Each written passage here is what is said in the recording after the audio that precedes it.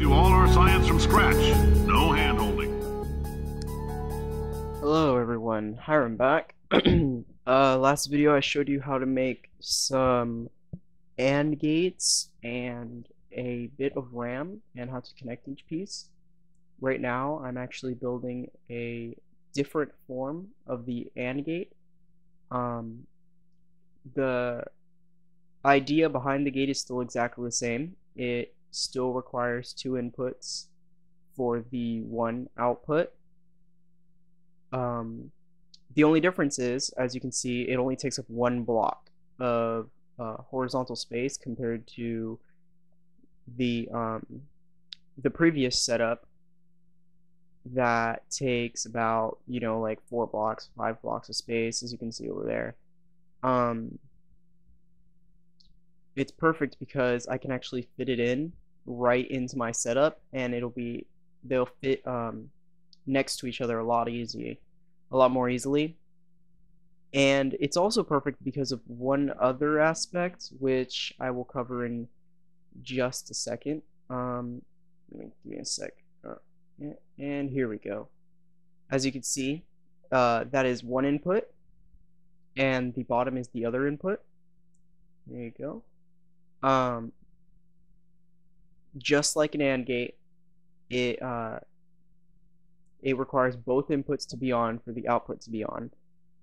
And what's great about this is the tops of these AND gates. You can put these AND gates right next to each other, and you can actually connect the tops of them and have them connected to, say, a single button through some redstone, and have just the have them share the single input like on the other AND gates. But it's much simpler this way, and I'll give you a little demonstration in a sec.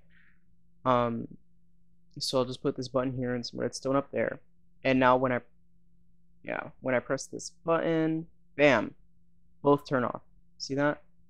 And then I just have my two inputs, which will come from my decimal to binary decoder, and my two separate outputs, which one can be on, one can be off. It doesn't matter. Remember, it all matters. It's all based off of the decoder. So I'll just show you here. One input off. There you go. And look at that. The end actually does turn on, but only one side. And now when I press the button, both sides turn on. Oh, look at that. There you go. Perfect. But as you can see, it's only temporary, and this is where my my RAM comes in.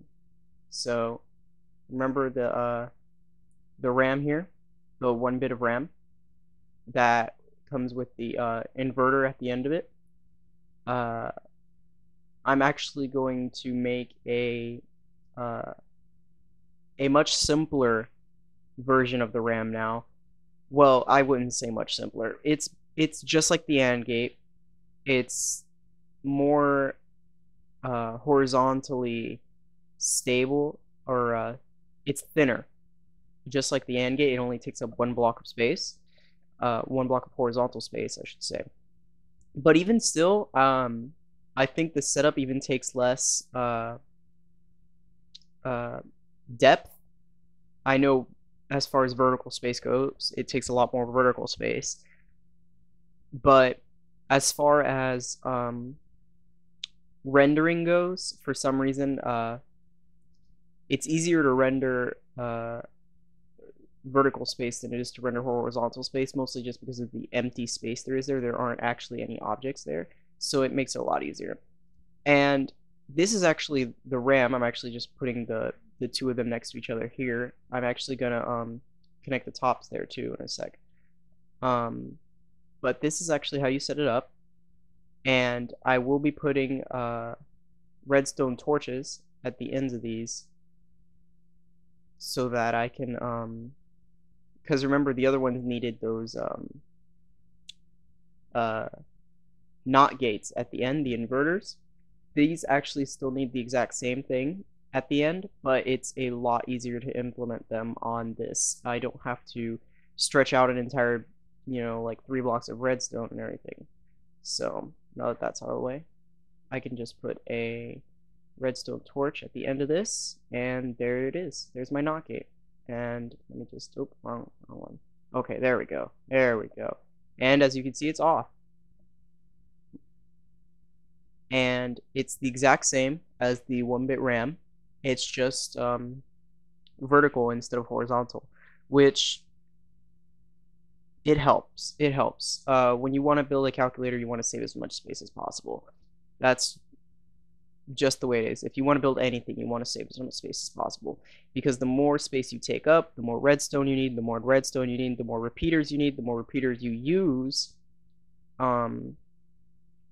the longer it takes for your signal to send. So in the end, you do want something that's smaller, more compact. And you'll notice I put an inverter at the end of that because that is the reset, and by default, the reset on these 1-bit RAMs should be off. When the reset is on, that's when it resets everything. And I'll just show you right here. As you can see, it's off, and I press the button, and it travels through, goes to my RAM, and voila! There you go. It's on. And now I just press the reset button, and look at that, it's off again. And since it is a button, I don't have to worry about, you know, switching it back and forth and whatnot on the resets there. Just showing you that it does work on whichever side you decide to do it. So that's basically the setup that I'm going to be using on the main calculator out over there. So, see, as you can see, I have my pieces 1 block away. Yes, I did actually set it up with this in mind. I did not just wing it. Although, it would have been funny if I had just winged it and it came out perfectly like that. No, I did set it up with having this 1 block of vertical space in mind. And yes, I know I'm just jumping around like an idiot. I'm trying to explain, so it's hard to do things and explain at the same time. Don't judge me, okay? Anyway, let me, oops, I hate it when I do this. So, there we go. Yeah, there we go. I like it when they're facing me. I don't like the sideways levers sometimes. It's different. If there's 2, I want them facing me. The sideways ones are just, yeah. Alright, so I'm just gonna get rid of all this. If you need to see this again, go back to the second video, and I've got a detailed setup on how to set it up. You can watch the video over and over again. I go through every single camera angle with it, so you don't have to worry about that. Just pick up these redstone bits. I hate it when there's stuff lying around. I really wish in creative mode there wouldn't be stuff lying around. So let me get another torch. Yeah, that's why I don't like it lying around. It gives me this huge number and I can't use it, and it's ridiculous. And I picked up an apple. What am I doing? Oh well. Alright. I actually have to implement this, but before I do that, let me go back over here. I just realized I did not add yet the blue and green cotton, I should say, to the little info sheet I have made here with all their labels and stuff. So let me just add these real quick. Green is going to be my AND gate. Let me just, there we go. And blue will be my RAM. There we go. Alright, and now I'm just going to fast forward, so.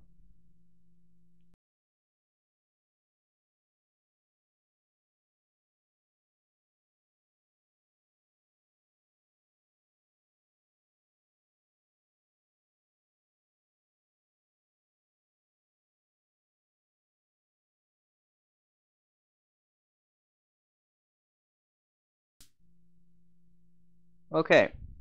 I just set up my bottom layer of AND gates. I wanted to stop for a sec before I actually start my the top layer of AND gates and putting the RAM in. This orange wool that I'm placing down, the orange cotton, is my buses. All it really is a we'll call it a bridge.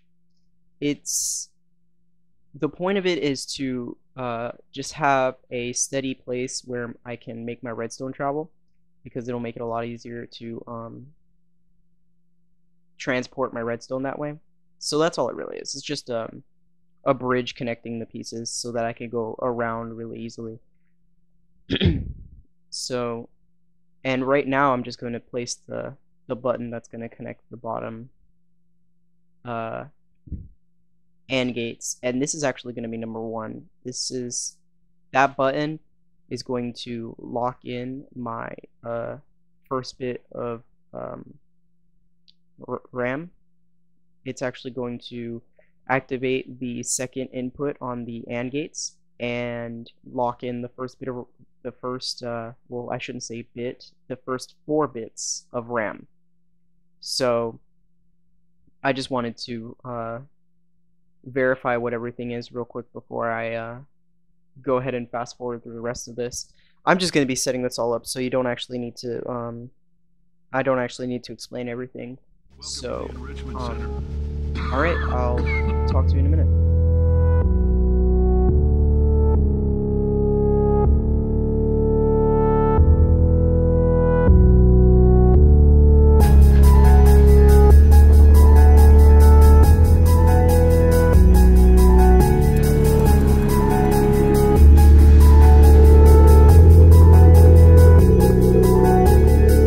Say great science is built on the shoulders of giants.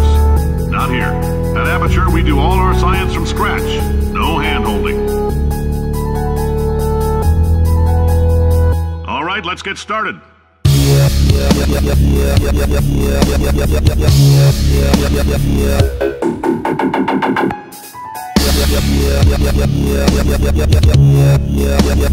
I'm Cave Johnson.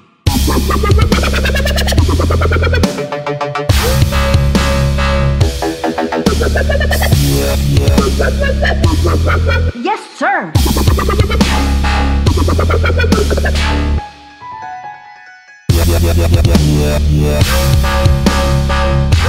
Keep your pants on.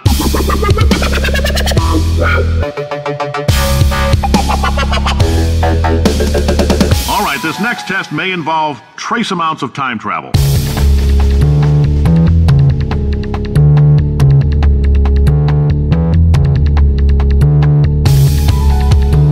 Mr. Johnson, I don't want this. I don't want this.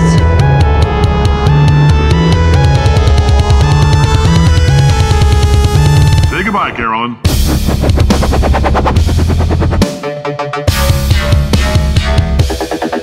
Mr. Johnson.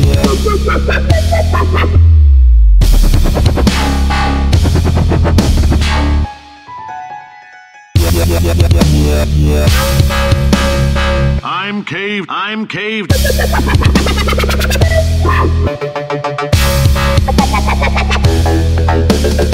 All right, test's over. You can head on back to your desk. I'm just gonna label my bus real quick. Check my RAM, the splitter. Alright, I'm gonna label the bus real quick, and then I'm gonna test out the inputs real quick. I'm not gonna test out the RAM just because I'm pretty sure it works, and I don't feel like testing it out. I might test it out on the next video. I'm just trying to save time. So I'm gonna input 4, lock it in there, and thinking I'll probably do 7 and lock that in. Alright, and the first number, remember, is the bottom one, and the second one is the top. So I'm just going to go back and check the bottom and the top. The bottom should be 4. So let's see, look at it, and this is 0, 0, 4, 0, which means that is 4. On the top, if I can get up there, we have 1 plus 2 plus 4 plus 0, which is 7. Perfect. So thanks for watching, and I hope to see you guys on the next one.